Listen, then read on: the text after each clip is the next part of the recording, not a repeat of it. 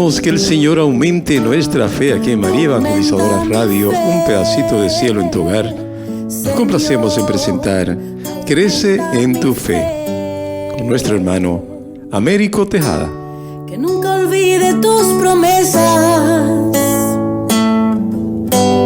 que nunca olvide tus palabras. Saludos en este glorioso día y bendiciones a los creyentes que escuchan María Evangelizadora Radio, que están sedientos de la palabra de Dios. Les envío un saludo a su hermano Américo Tejada, de la parroquia San Simón está San José, que está localizada en el Bronx y pertenece a la Arquidiócesis de Nueva York. Estamos aquí todos los miércoles de 4 a 5 p.m. y los sábados de 9 a 10 a.m. hora de Nueva York. En este segmento de estudios bíblicos titulado Crece en tu fe, estamos estudiando el Evangelio según San Mateo. La palabra evangelio, de procedencia griega, significa originalmente la buena noticia y se empleaba para designar la recompensa que se daba al portador de una buena nueva o el sacrificio de acción de gracias que se ofrecía por ella. El apóstol Mateo escribe desde la Palestina para un público de judíos o de cristianos venidos del judaísmo. Luego, un público que conocía el dedillo el Antiguo Testamento y que vibraba de sus expectaciones mesiánicas. Porque en los orígenes de la iglesia primitiva, la regla de fe se encontraba en la enseñanza oral de los apóstoles y de los primeros predicadores. Andando el tiempo, se sintió la urgencia de consignar por escrito las enseñanzas del maestro y los rasgos sobresalientes de su vida. Y eso fue lo que hizo el apóstol Mateo. Estamos en el capítulo 6 del Evangelio según San Mateo, pero antes vamos a comenzar con una oración y lo hacemos en el nombre del Padre, del Hijo y del Espíritu Santo. Señor, que todo lo que hagamos este día inicie con tu bendición y termine con tu ayuda. Que todo lo que digamos este día sea motivado por tu amor e inspirado por tu gracia. Que nuestras obras de este día reciban tu inspiración y perduren en tu paz. Todas estas cosas, Padre Celestial, te las pedimos en el dulce y poderoso nombre de tu Hijo Jesús, que vive y reina en uno del Espíritu Santo, quien es Dios, por los siglos de los siglos. Amén. Los créditos de estudio público son dados al Padre Félix Trux, al Padre Silvano Fausti, a la Vila de Jerusalén y a la hermana Evelyn Morán y su Ministerio de Música. A los hermanos que viven en el Bronx, para invitarlos a nuestro ciclo de oración de la parroquia San Simón está San José, que está localizada en el 2191 Valentine Avenue, esquina calle 182, comenzando con la misa a las 7:30 p.m. todos los viernes por la noche. Decíamos que estábamos en el capítulo 6 del Evangelio según San Mateo. Para ser más específico, estamos en la parte donde habla del Padre Nuestro. Y decíamos que Jesús, en una parte de esta enseñanza, decía: santificado sea tu nombre. Hermanos, a menudo el lenguaje bíblico pone en la voz pasiva lo que se predica de la actividad de Dios mismo. Esto pasa aquí también. Luego, en nuestro lenguaje diríamos: santifica tu nombre. Pero, ¿qué significa todo esto? ¿Qué significa todo esto?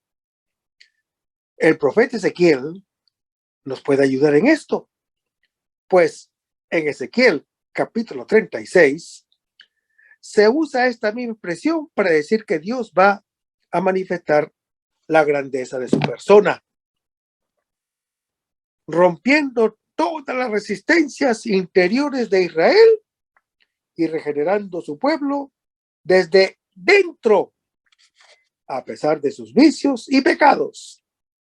Él hará triunfar la fuerza de su gracia por encima de la pecaminosidad innata de Israel, cuando dice: yo santificaré mi gran nombre para que las naciones sepan que yo soy el Señor, cuando yo en vosotros manifieste mi santidad a la vista de ellas.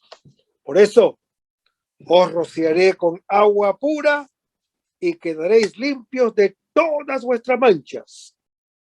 Os daré un corazón nuevo e infundiré en vosotros mi espíritu. Así haré que os conduzcáis según mis preceptos y observéis mis mandatos. Luego, así, ahora en nosotros, pedimos para la gloria de Dios que Él mismo venga a manifestar en nosotros la victoria de su poder, las maravillas de su gracia, al romper las resistencias interiores que nosotros mismos somos incapaces de romper, al renovarnos en su Espíritu Santo y al hacer germinar, no por nuestra fuerza, sino por su poder, sus obras buenas, para que los hombres, al verlas, glorifiquen a nuestro Padre Celestial, como ya lo hemos visto en Mateo capítulo 5. Y Jesús nos dice, venga tu reino. Hermanos, el reino de Dios se establece cuando el hombre obedece activamente a Dios, cuando toma a Dios como el centro, cuando lo toma como el rey, cuando lo toma como el criterio supremo de su vida, cuando acepta el modo de actuar de Dios como la norma de su propio modo de actuar, nos dice Mateo capítulo 5. Por eso el apóstol San Pablo dice, el reino de Dios es justicia, paz y gozo en el Espíritu Santo. Y esto, hermano que me escuchas, lo dice Pablo en su epístola a los Romanos capítulo 14. Y en otro lugar especifica que cuando de veras queremos implantar el reino de Dios en nosotros, el Espíritu Santo produce en nosotros las virtudes de amor, de alegría, de paz, de paciencia, de afabilidad, de bondad, de fidelidad, de mansedumbre y templanza, como está en Gálatas capítulo 5, versículos 22 al 23. Hermanos, cuando una persona deja actuar en su alma al Espíritu Santo, su vida se transforma en una vida según el Espíritu Santo. Es una vida sobrenatural, que ya no es simplemente humana, sino que es una vida divina. Estas acciones, que revelan las acciones del Paráclito y causan en el hombre y en el creyente un deleite espiritual como primicia de la vida eterna, se llaman frutos del Espíritu Santo. Tradicionalmente, las catequesis cristianas hablan de 12 frutos del Espíritu Santo. El amor, o que es la caridad, es evidentemente el amor que une al creyente con Cristo y lo impulsa a amar al prójimo y a entregarse a su servicio hasta la donación de la propia vida. Hermanos, Cristo nos ha dado el ejemplo en Gálatas capítulo 2. Por sí mismo, el amor ocupa un sitio privilegiado y probablemente en el pensamiento del apóstol es como el manantial de donde fluyen los demás frutos del Espíritu Santo, según lo anuncia el apóstol Pablo en su primera epístola a los Corintios, capítulo 13. Santo Tomás escribe, el primero de los movimientos interiores es la inclinación al bien, que es el amor. Y por tanto, el primer fruto de la caridad. Y por la caridad se perfeccionan los demás. Y el apóstol Pablo nos sigue diciendo en Gálatas capítulo 5, cuando habla de la alegría y la paz. Se refieren a experiencias personales que son consecuencias de la acción íntima del Espíritu Santo que mora en el corazón del creyente. Después el apóstol dice, la alegría es un gozo espiritual y la paz es una tranquilidad de la mente, basadas en la conciencia que se tiene de la amistad con Dios. La paz encierra además, hermano que me escuchas, la idea de perfección y plenitud. El gozo y la paz son los bienes característicamente mesiánicos, prometidos por los profetas en el Antiguo Testamento. Y esa promesa de los profetas era para los tiempos futuros, o sea, para los tiempos mesiánicos, y anunciados por Jesús a sus discípulos la víspera de su paso al Padre. Son muchos los anuncios en el Antiguo Testamento por los profetas. Lo pueden leer en Isaías capítulo 9, Ezequiel capítulo 37, Joel capítulo 3, Sofonías capítulo 3, Zacarías capítulo 8. Y el Señor Jesús lo anuncia a sus discípulos en Juan capítulo 14. Y Pablo habla de la longanimidad, la afabilidad, la bondad, la fe y la mansedumbre. Hermanos, todos estos se refieren a la manera como se relacionan con el prójimo. Aquellos que se dejan conducir por el Espíritu Santo, estas actitudes virtuosas se oponen radicalmente a las obras de la carne. Veamos la longanimidad. Consiste en amplitud de alma y de corazón, en magnanimidad y generosidad, en paciencia para soportar la conducta del prójimo, en saber sufrir el mal infligido por otro sin airarse. La afabilidad equivale a la benignidad y gentileza, según lo anuncia el apóstol Pablo en su epístola a los Romanos, capítulo 2. La fe, hermano que me escuchas, que es fruto del Espíritu Santo, no es aquella fe, principio básico de la vida cristiana, en virtud de la cual el hombre acepta la buena nueva y se entrega a Cristo. Esta fe que habla el apóstol Pablo equivale a la fidelidad, en especial referencia a las relaciones con los demás. La mansedumbre es la actitud de los humildes que se dejan conducir como Jesús por el Padre de los cielos, según lo anuncia Mateo capítulo 11.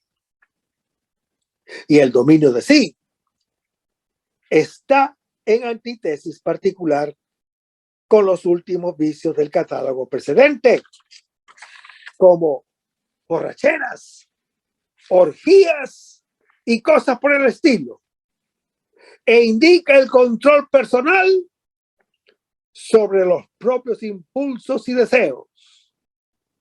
Contra tales deseos, dice el apóstol Pablo, no hay ley. Es claro, no puede haber ley alguna que prohíba el ejercicio de tales realidades espirituales. Y la conducta inspirada por el Espíritu Santo. Nunca puede ser objeto de condenación, según lo dice 1 Timoteo, capítulo 1. Además, hermano que me escuchas, el creyente unido con Cristo ya no tiene ley que le dicte su conducta desde el exterior, sino que cumple la ley del Espíritu, según Romanos capítulo 6. Los carismas del Espíritu son aquellas gracias o dones que son manifestaciones externas y fácilmente reconocibles de la presencia activa del Espíritu Santo en los miembros de la comunidad de creyentes. Están asociados ordinariamente a la proclamación del Evangelio y ordenados a la edificación de la iglesia, según lo dice 1 Corintios, capítulo 12.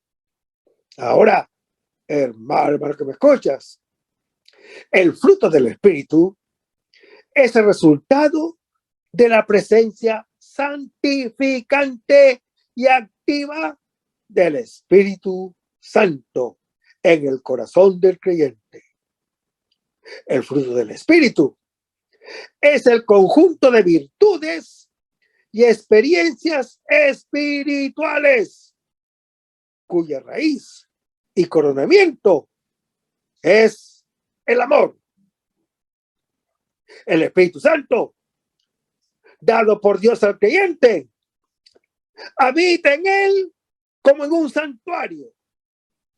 Lo santifica y lo hace vivir como hijo de Dios en comunidad de hermanos, según lo anuncia el apóstol Pablo en su primera epístola a los Corintios, capítulo 6.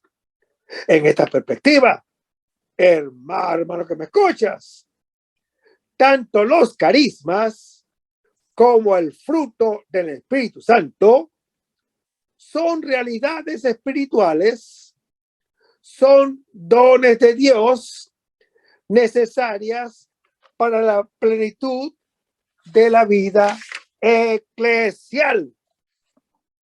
Luego, el reino de Dios habrá tenido en nosotros o habrá venido a nosotros cuando nos esforzamos seriamente por ser pacíficos, por ser mansos y por ser humildes como Él, bondadosos para con justos e injustos como Él, amorosos para con amigos y enemigos como Él nos los dice en Mateo capítulo 5. En otras palabras, hermano que me escuchas, el reino de Dios habrá venido a nosotros tanto como individuos como sociedad, cuando obedecemos activamente su voluntad y vivimos según su ejemplo. Y después leemos que Jesús nos dice: hágase tu voluntad en la tierra como en el cielo. Hermanos, esta es la misma petición que al comienzo de la historia evangélica formulará la Virgen María, por supuesto, cuando Dios quiso encarnarse en su seno, cuando ella nos dice a ti y a mí: hágase en mí según tu voluntad, como está descrito en Lucas capítulo 1. Y que al final de la historia gritará su hijo Jesús en Getsemaní, cuando dice: hágase tu voluntad, no la mía, en Mateo capítulo 26. Esto nos muestra que esta petición no se refiere tanto a nuestro cumplimiento activo de la voluntad de Dios como la petición anterior, sino más bien a su cumplimiento pasivo. Es decir, hermano que me escuchas, nos abrimos ante los designios exigentes, ante los designios misteriosos y a menudo dolorosos del plan de Dios sobre nuestra vida. Pedimos la fuerza como Jesús la pidió para aceptar el sufrimiento que Él nos manda. Las desgracias y las adversidades de la vida, como puede ser una enfermedad, un dolor, unos sacrificios, unas desilusiones, unos fracasos. Queremos ser barro en sus manos de ceramista, como lo anuncia el profeta Isaías en su capítulo 45, como lo éramos cuando fuimos creados, como lo relata Génesis capítulo 2, y como ahora lo son los ángeles en el cielo, como lo dice el profeta Baruch en su capítulo 3, y las estrellas en el firmamento, como lo anuncia el Salmo 147 e Isaías en su capítulo 40 y el Salmo 119. No le ofrece ninguna resistencia ante su iniciativa transformadora. Luego, hermano que me escuchas, con esta petición nos asociamos a la Virgen María, que es la Virgen de la Anunciación, y más aún al Cristo del Getsemaní, cuando dice: hágase en mí tu voluntad soberana, por mucho que me cueste y por mucho que me duela, pues quiero ser barro en tus manos, para que hagas de mí un vaso de tu misericordia y de tu honor. Pero vayamos a Romanos capítulo 9, versículos 20 al 24, donde se lee: oh, hombre, ¿quién eres tú para pedir cuentas a Dios? ¿Acaso la vajilla o la vasija dirá al alfarero: ¿por qué me hiciste así? ¿O es que el alfarero no es dueño de hacer de una misma masa objetos para usos nobles y otros para usos despreciables? Pues bien, ¿qué vas a replicar si Dios, queriendo manifestar su ira y dar a conocer su poder, soportó con gran paciencia, objetos de ira preparados para la perdición, a fin de dar a conocer la riqueza de su gloria con los objetos de misericordia que de antemano había preparado para gloria con nosotros, que hemos sido llamados no solo de entre los judíos, sino también de entre los gentiles. Hermanos, el apóstol Pablo continúa la discusión con su opositor. Si la soberanía divina se extiende hasta tal punto que nadie puede resistir a su voluntad, ¿por qué entonces Dios reprueba y castiga a los hombres? ¿Por qué? Las Escrituras, en efecto, abundan en amonestaciones y castigos por las rebeldías, las desobediencias y las faltas de fe. El faraón de Egipto, el mismo que es suscitado para que se manifieste el poder de Dios y brille su nombre, él luego es castigado en Éxodo capítulo 11. El apóstol Pablo responde mediante una serie de elementos retóricos al recordar la imagen bíblica del alfarero que maneja el barro con sus manos. Hace con él lo que quiere. El apóstol Pablo subraya la descendencia absoluta o la dependencia absoluta de criatura a creador que todo hombre guarda respecto de Dios, según lo anuncia el profeta Jeremías en su capítulo 18. Pero en el caso del faraón, no hay justicia en Dios. Si le endureció el corazón y luego lo condena, como tampoco en el caso de Israel, sino es elegido para creer y luego es vituperado por no haber creído.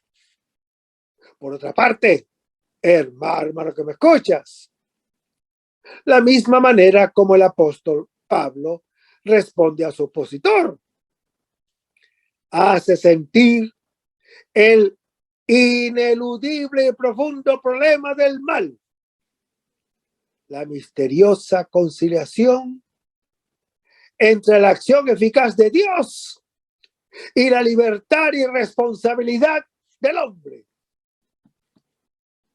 Las perspectivas se amplían.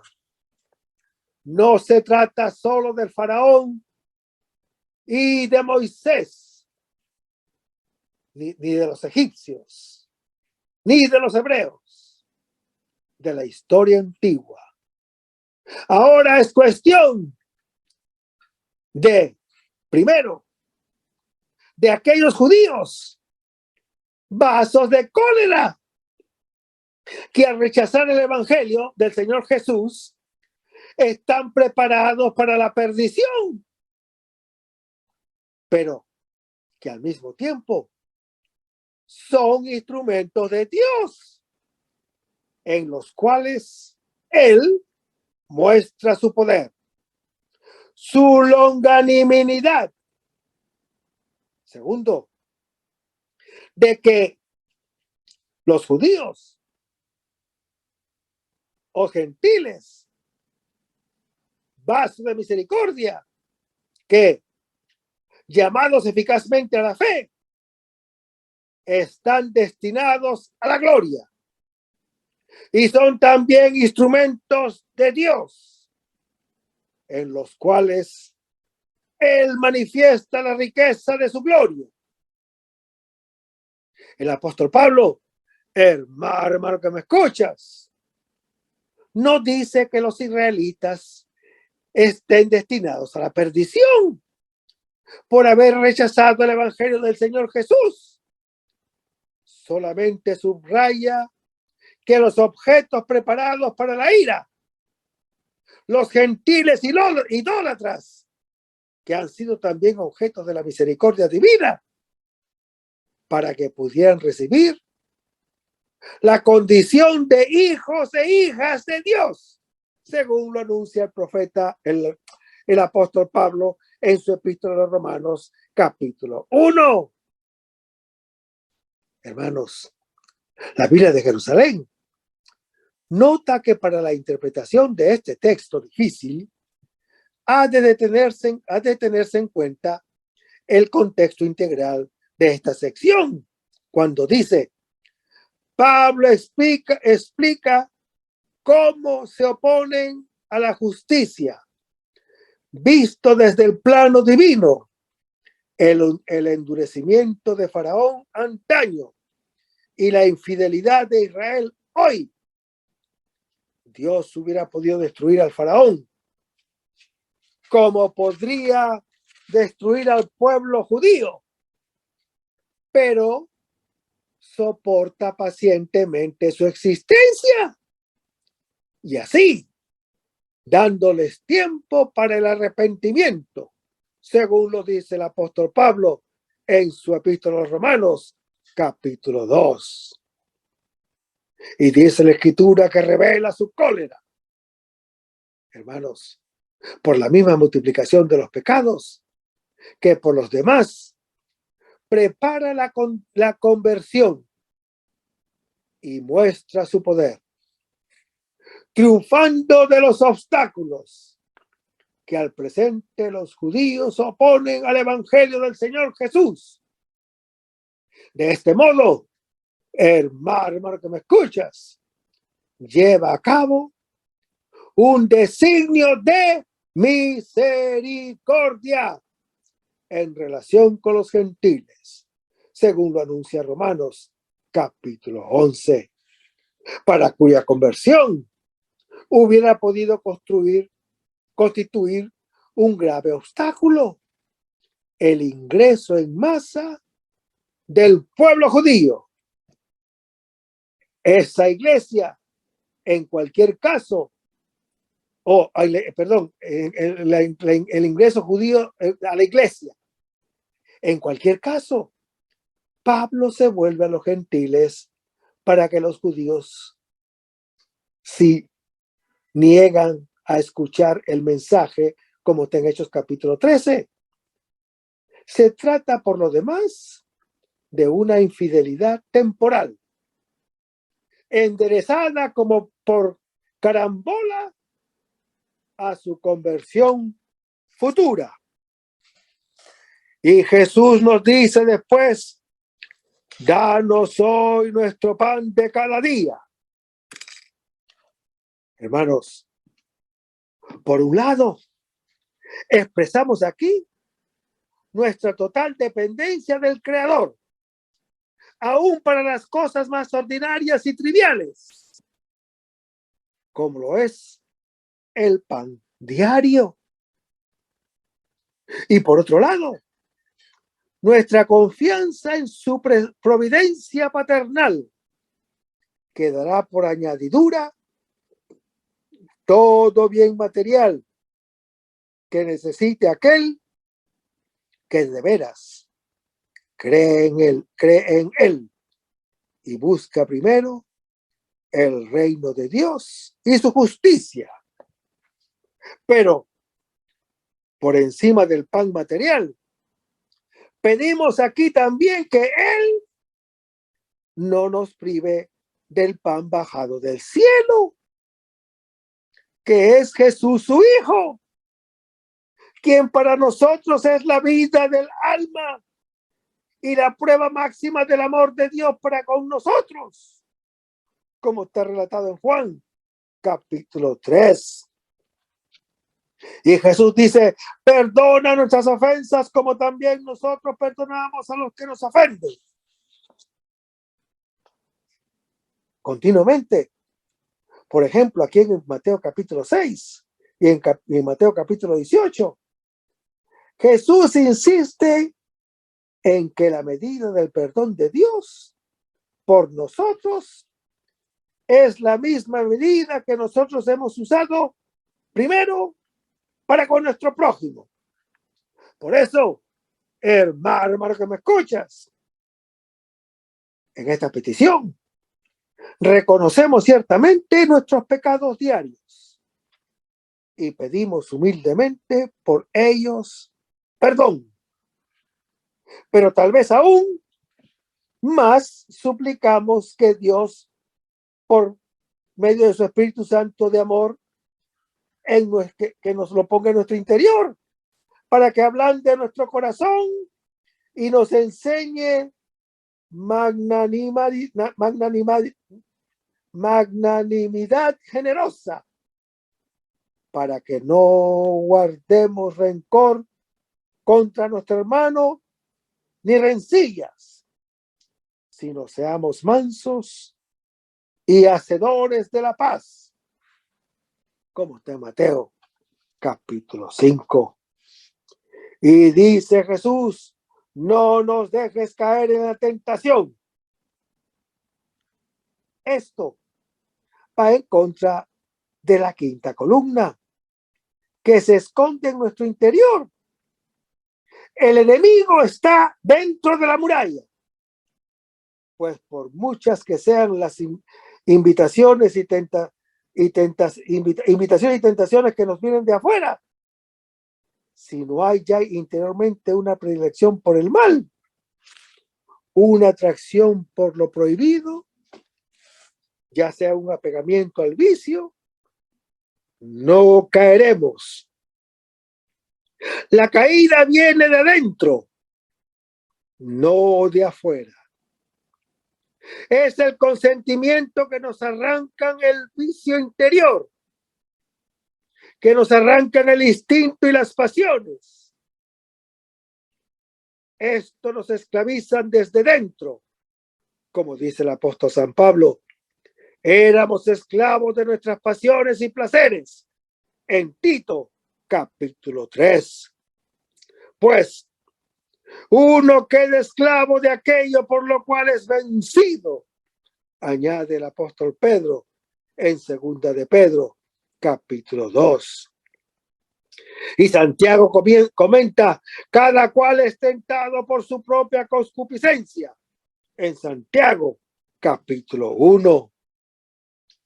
Por eso vino Jesús, para curar en primer lugar el ambiente exterior, por influyente que sea, sino ante todo, para sanar el interior, que es el corazón de cada uno de nosotros los creyentes, como lo anuncia Marcos, capítulo 7.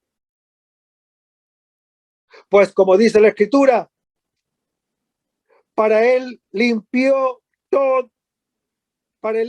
todo será limpio, pero para los contaminados nada hay limpio, pues su mente y su conciencia están contaminadas.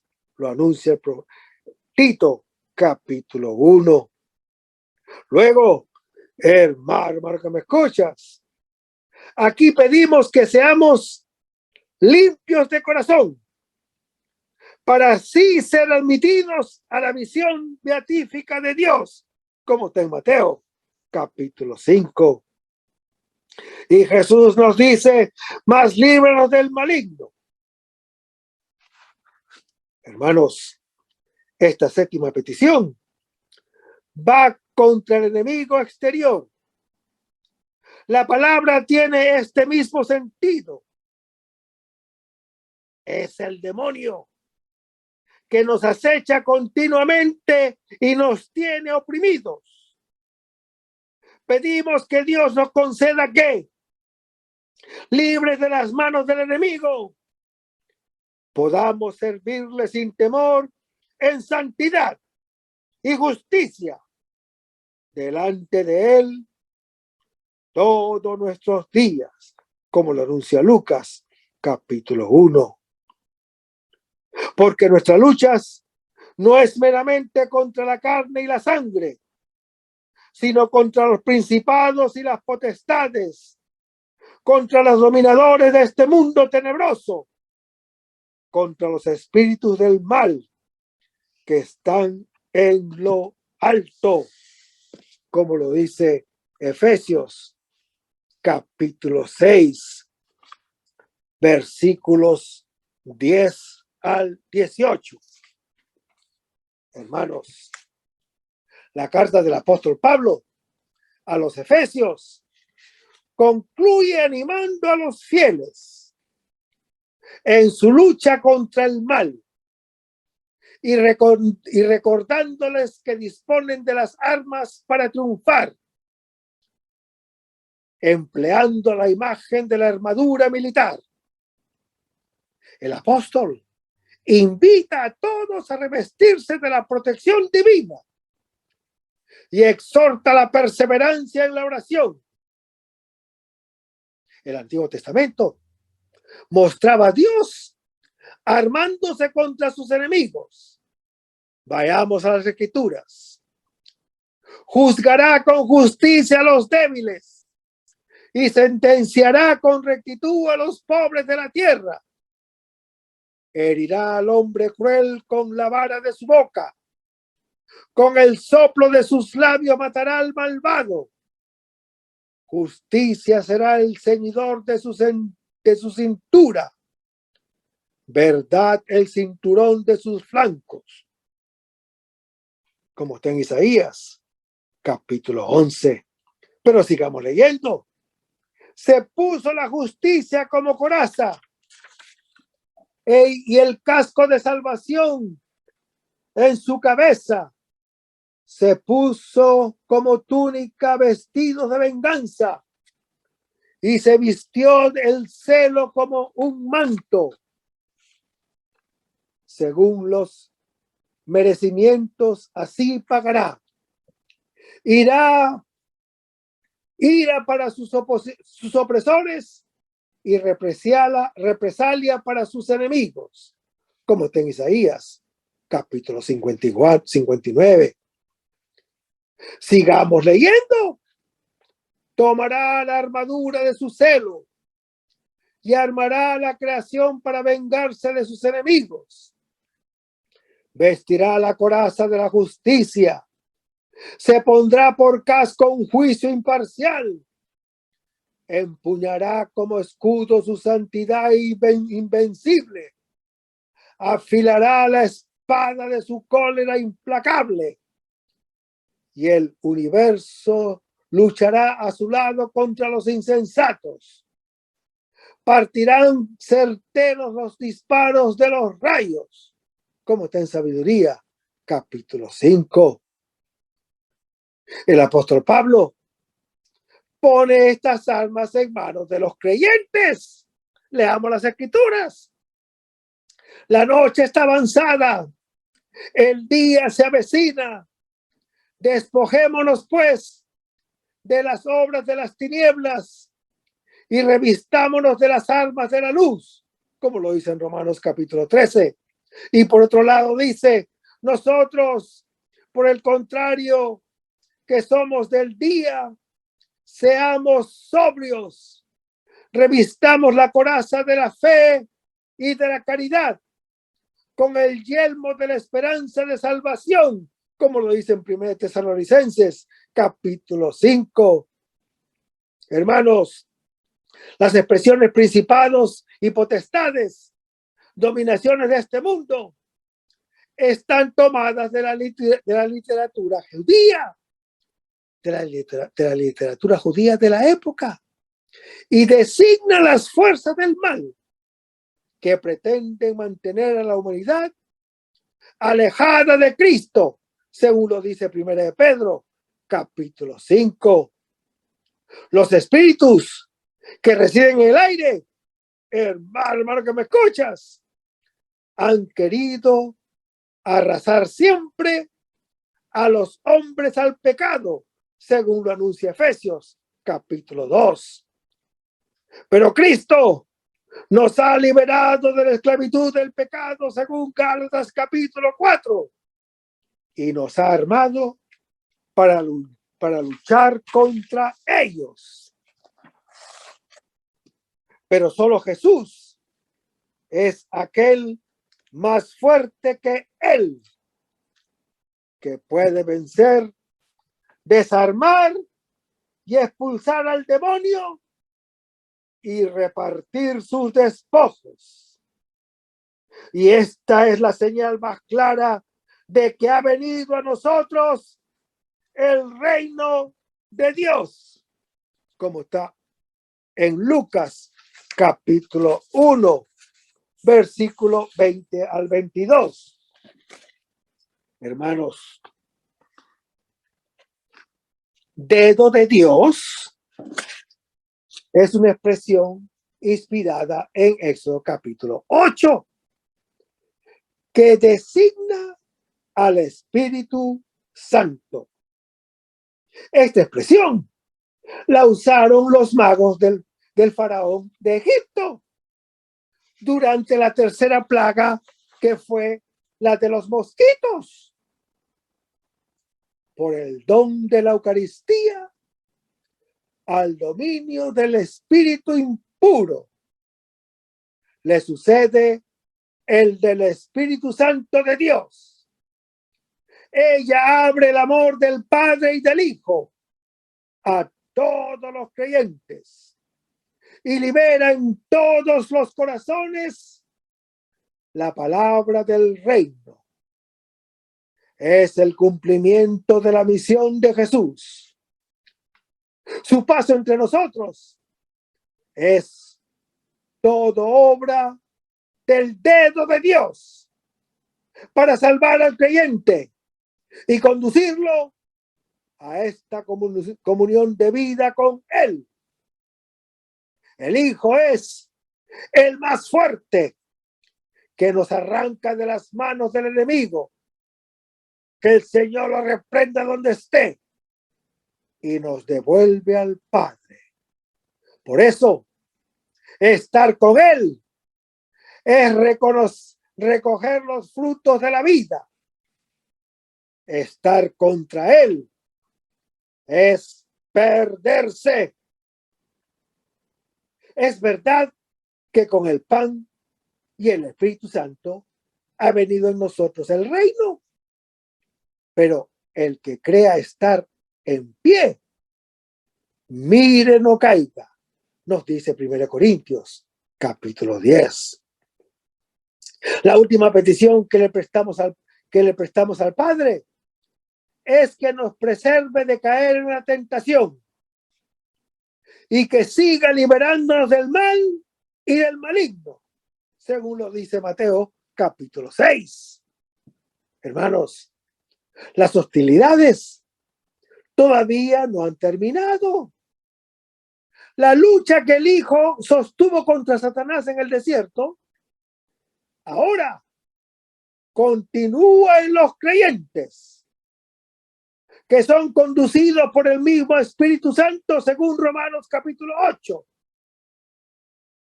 Su fuerza fue el Espíritu del Padre que lo llamó mi Hijo predilecto.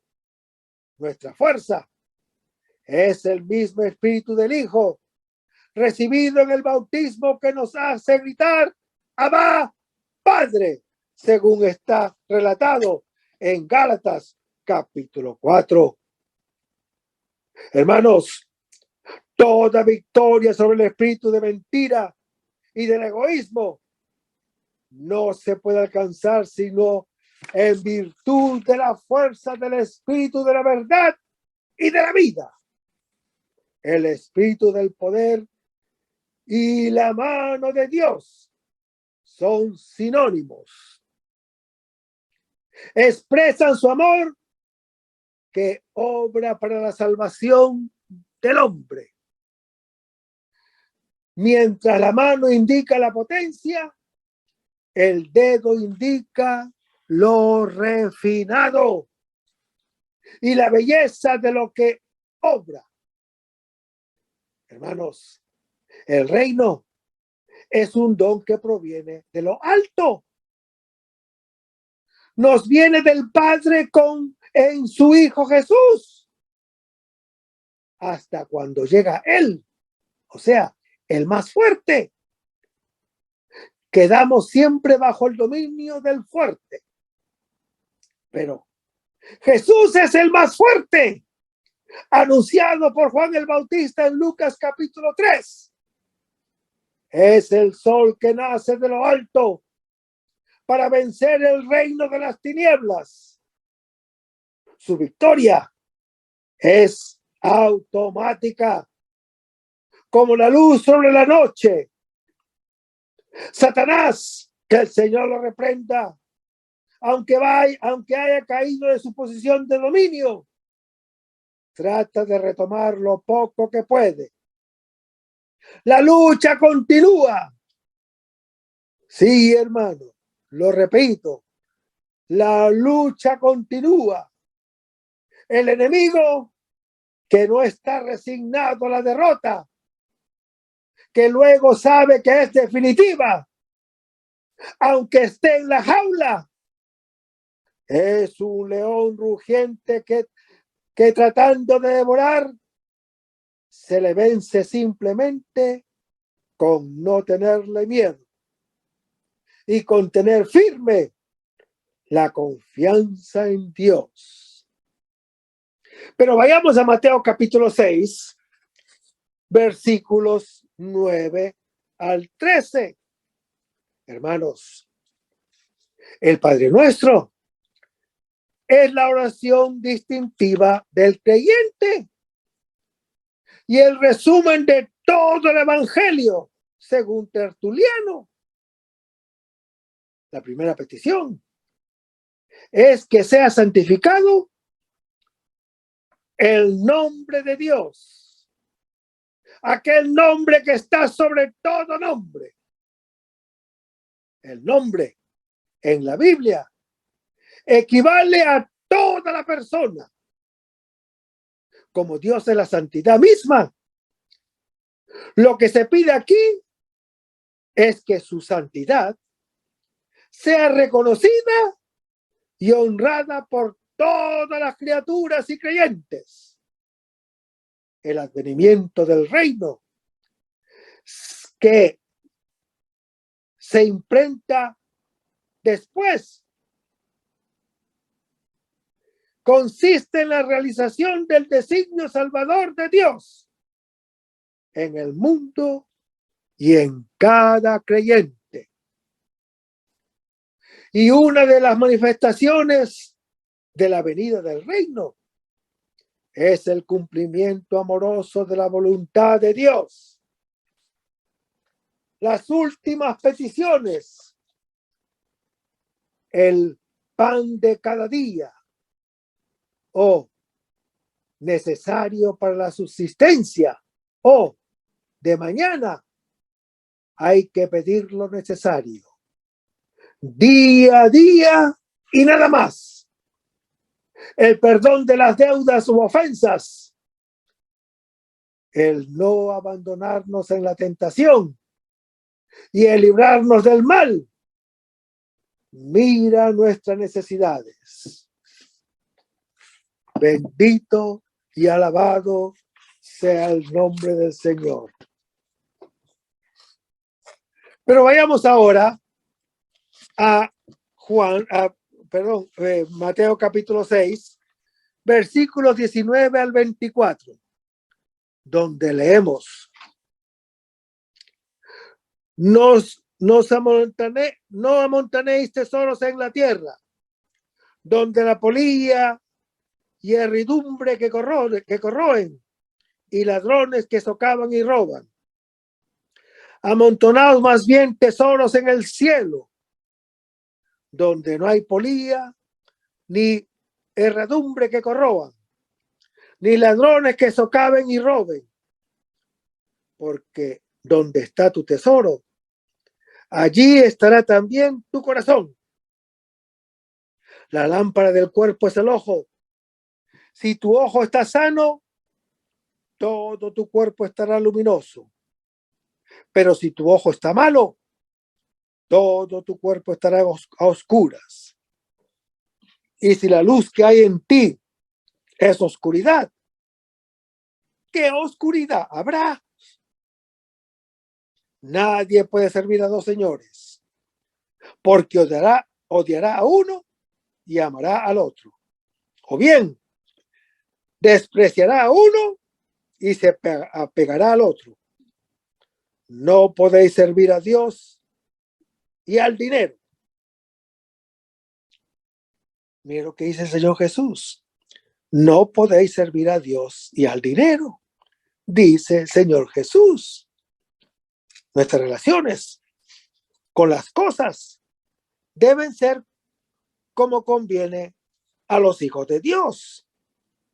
Él es nuestro tesoro. Y las cosas no son fetiches que se adoran, sino dones de su amor. Hermanos, el hombre siempre es de alguno. La pertenencia en muchos idiomas se expresa con el genitivo. Es la relación que genera y hace existir. Esta relación es única.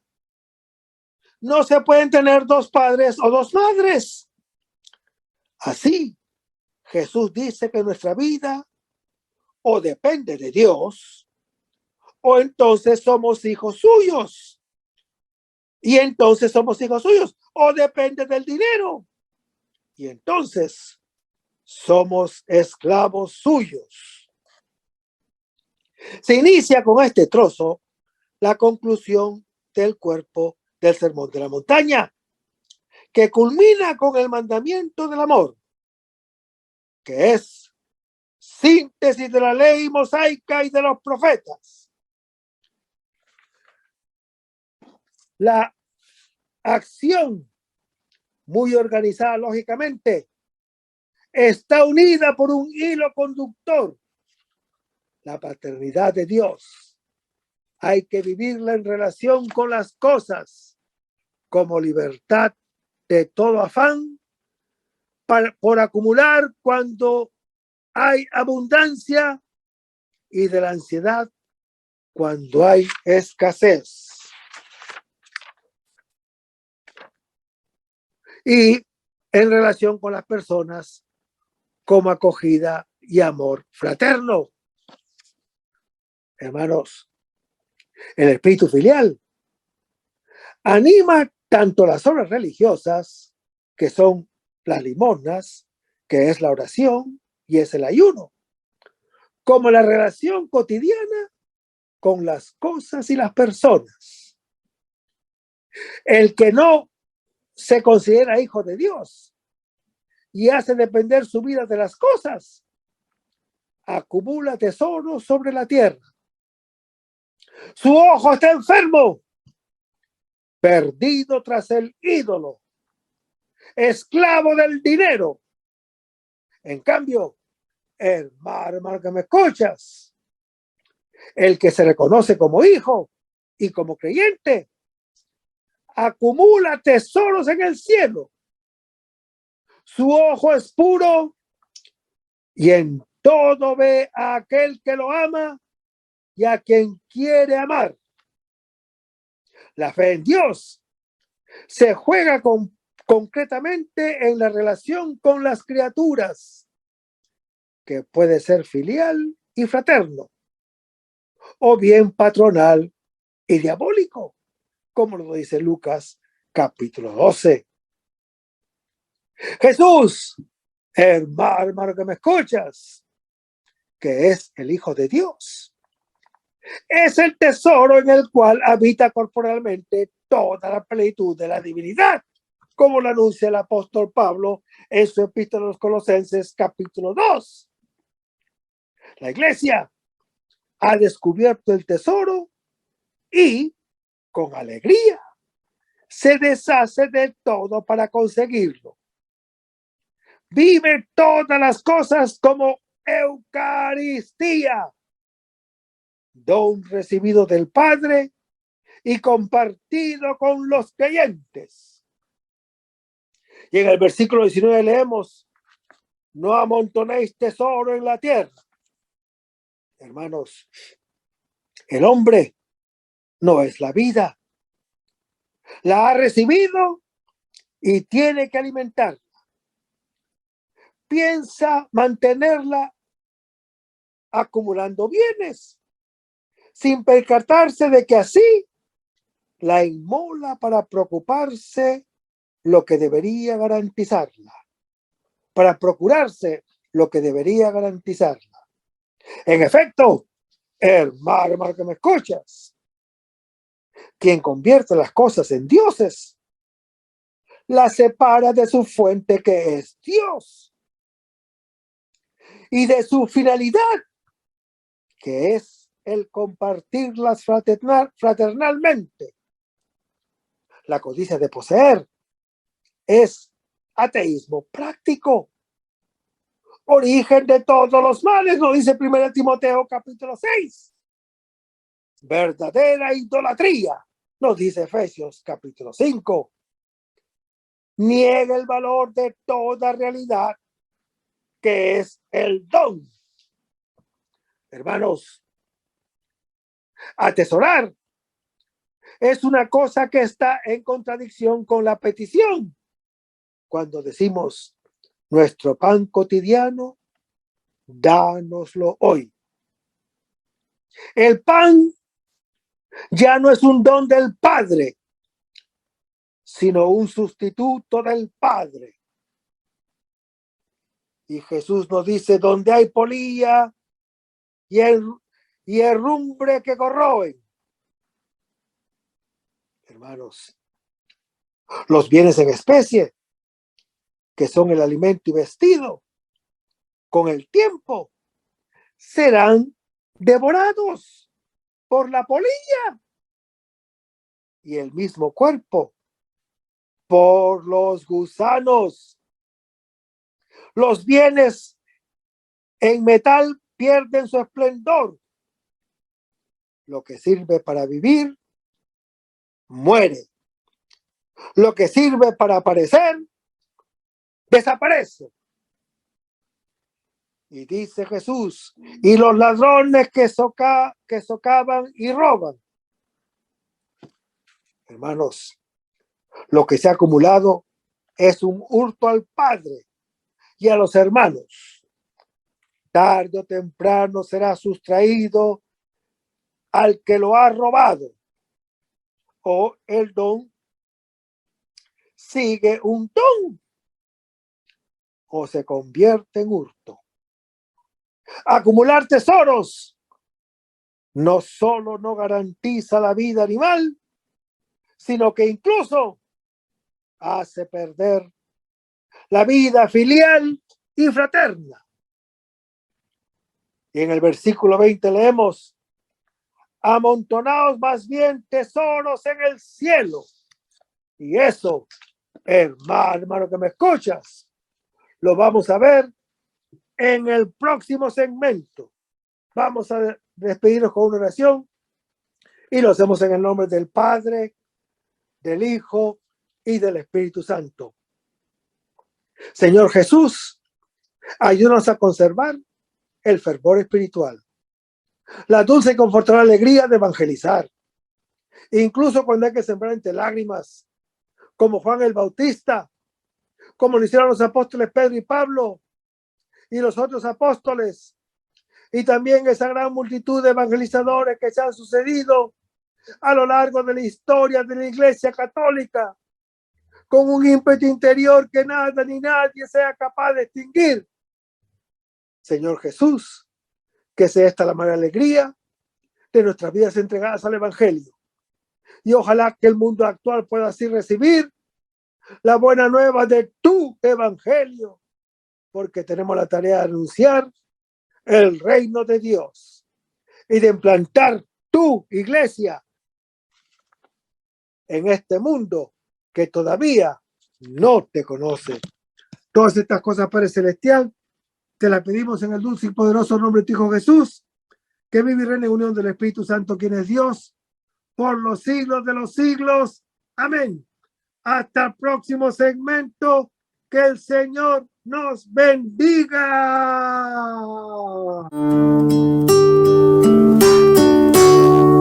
Aumenta mi fe, Señor, aumenta mi fe. Porque queremos